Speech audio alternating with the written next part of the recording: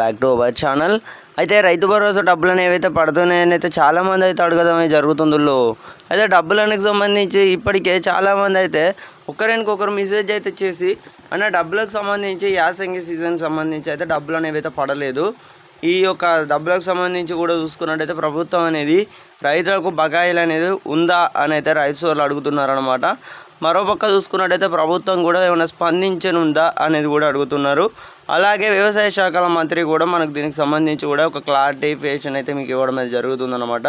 So ప్రతి ఒక్కరైతే పూర్తి వరకు అయితే చూసే ప్రయత్నం అయితే చేయండి. తప్పకుండా అయితే రైతు భరోసాపై ఒక క్లారిటీ అనేది కూడా మీకు ఇవ్వడం అయితే జరుగుతుందన్నమాట. ఇక డబ్బులకు సంబంధించి చూసుకున్నట్టయితే ఇంకెక్కడ డబ్బులు అండి, ఇప్పటికే నెలలు పూర్తయిందన్నమాట.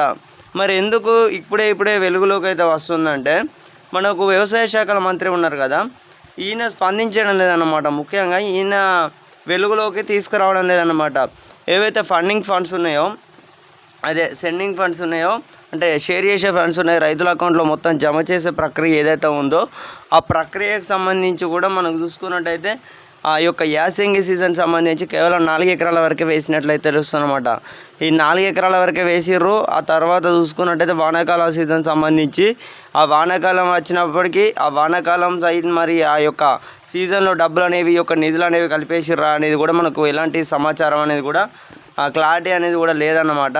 సో ఈ యొక్క రాష్ట్ర ప్రభుత్వం అనేది కూడా చూసుకున్నట్టయితే మనకి ఈ యొక్క ఖచ్చితంగా రైతు భరోసాపై కూడా ఎక్కడ కూడా మాట్లాడడం లేదు. మరి రైతులందరూ కూడా అడుగుతున్నారన్నమాట. ముఖ్యంగా వ్యవసాయ శాఖల మంత్రి అన్నమాట.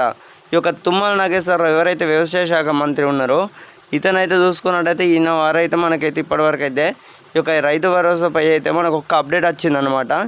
ఏంటంటే జనవరి 26వ తారీఖున ప్రారంభించిన నిధులు ఏవైతే ఉన్నాయో అంటే ప్రభుత్వం కూడా అఫీషియల్ కూడా మొత్తం ప్రక్రియకు సంబంధించి కూడా చూసుకున్నట్టయితే మనకు అఫీషియల్ వెబ్సైట్లో కూడా అప్డేట్ అయితే చేసినట్లయితే తెలుస్తుందన్నమాట. యాసంగి సీజన్ సంబంధించి 4 ఎకరాల వరకు అయితే వేసినట్లయితే తెలుస్తుందన్నమాట. మనకు అక్కడ అఫీషియల్ కూడా కన్ఫర్మ్ చేసిర్రు. సో ఓకే, మరి ఈ యొక్క పెండింగ్ ఫండ్స్ అనేవి పడతాయా అని కూడా ఎవరు కూడా ఎదురు చూడకండి. ఎందుకంటే డబ్బులు అనేవి అయితే ఎట్టి పరిస్థితుల్లో పడబోవు. ఒకవేళ మరి యొక్క ఎందుకు పడబోవు అంటే ఖచ్చితంగా ఇప్పుడు మళ్ళా మనకి ఇంకొక చిక్కున్నదన్నమాట. అంటే ఎన్నికలు ఉన్నప్పుడు ఇప్పుడు ఈ యొక్క స్థానిక సంస్థల ఎలక్షన్స్ సర్పంచ్ జెడ్పీటీస్ ఎంపీటీస్ ఎలక్షన్స్ ఉన్నాయి. ఎన్నికల కోడ్ కూడా రావడం జరిగిందనమాట. ఎలక్షన్ కోడ్ కూడా అమలు అయ్యింది.